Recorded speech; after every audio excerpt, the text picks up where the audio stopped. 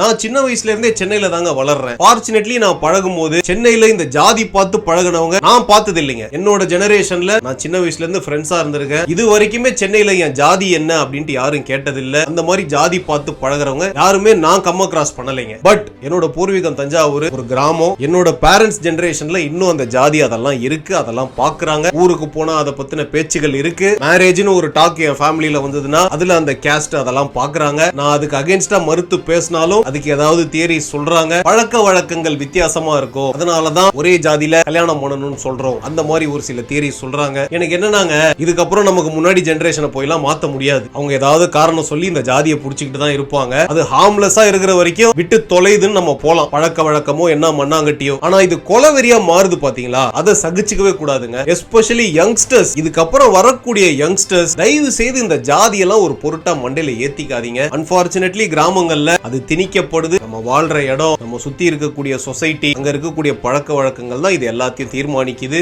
ஆட்டோமேட்டிக்கா இதெல்லாம் மண்டைக்குள்ள புகுத்துனா அது மண்டையில ஏறதான் செய்யும். பட் ஹோப்ஃபுல்லி படிச்ச யங்ஸ்டர்ஸ் இது எல்லாத்தையும் உடைச்சுக்கிட்டு வரணுங்க. நம்ம யாருக்கும் கிளாஸ் எடுத்து யாரும் மாற போறது இல்ல. பட் as இண்டிவிஜுவல்ஸ் நாம என்ன பண்ணலாம் அப்படின்னு பாத்தீங்கன்னா, நான் இந்த மாதிரி விஷயங்களுக்கு உடன்பட மாட்டேன். நான் ஜாதியை நம்ப மாட்டேன். ஜாதி பார்த்து யாரு கூடயும் பழக மாட்டேன். ஜாதின்ற ஒரு விஷயத்தினால இந்த மாதிரி எக்ஸ்ட்ரீமான விஷயங்களை நான் பண்ண மாட்டேன் அப்படின்னு ஒரு ஸ்டாண்ட் எடுத்து நாம மாறணுங்க. நம்ம கண்ட்ரோல்ல அவ்வளவுதான் இருக்கு. இந்த மாதிரி ஒரு இண்டிவிஜுவலும் ஒவ்வொரு யங்ஸ்டரும் இனிமேல் வரக்கூடிய பசங்களும் பொண்ணுங்களும் யோசிச்சாங்கன்னா ஏதாவது சேஞ்சஸ் வர்றதுக்கு வாய்ப்புகள் இருக்கு. இல்லனா காட் சேவ் திஸ் கண்ட்ரி, எதுவுமே பண்ண முடியாது. நான் ஒரு சில நேரங்கள் யோசிப்பாங்க, இந்தியாவை விட்டுட்டு எங்கேயாவது ஃபாரின் கண்ட்ரி போயிடலாம், இந்த ஜாதி லொட்டு லொசுக்கு இல்லாத இடத்துக்கு போயிடலாம் அப்படின்னு பார்த்தா அங்கேயும் ரேசிசம்னு ஒண்ணு இருக்கு. Whites against blacks, Americans, Asians, இந்த மாதிரி ஏகப்பட்ட பாகுபாடுகள் இருக்கு. ரேசிஸ்ட் பிஹேவியர் இருக்கு. மனித இனம் சம்வே ஆர் தி அதர் இந்த மாதிரி பிரிவினைகளை பெருசு பண்ணிக்கிட்டே தான் போவோம். அதை வளர்த்துக்கிட்டே தான் இருக்கும். அதன் மூலமா பிரச்சனைகளை உண்டாக்கிட்டே தான் இருக்கும். நாம நம்மள கேர்ஃபுல்லா பார்த்துப்போம். இதுக்கு வேற சொல்யூஷனே கிடையாதுங்க.